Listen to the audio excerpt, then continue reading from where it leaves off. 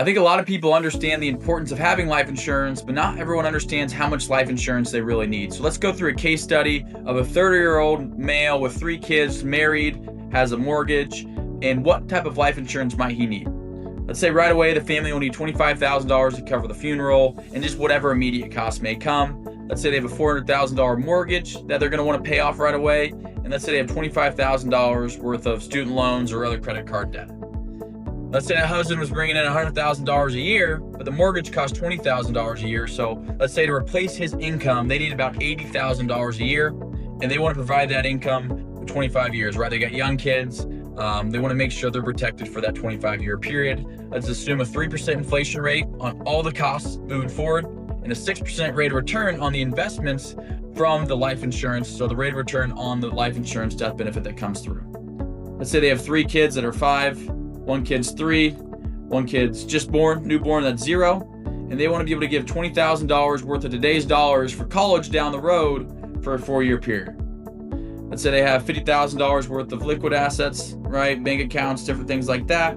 Let's say they have $200,000 second home that they rent out. They could sell right away if they needed. And let's say from work they have $250,000 worth of life insurance, right? So for them, right, we got the $25,000 to cover the final expenses, $400,000 mortgage payoff, $25,000 in other debt, that's $450,000 right away to cover all those needs. 3% interest rate, 6% rate of return. Income, he needs $80,000 a year replaced for a 25-year period, $20,000 a year for 4 years for each kid in today's dollars for college. So we come down immediate needs, $450,000. Future income, to replace that income over the 25-year period, need about $1.4 million right now. And then for the future education costs for all those kids is around $148,000. So total needs will be $2 million.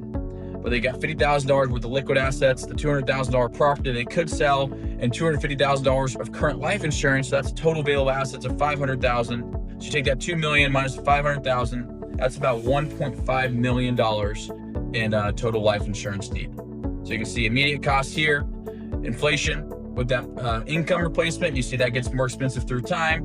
And then here you see the education come in. We can see the total cost from each individual year. And we say, what money do we now at a 6% rate of return to cover that?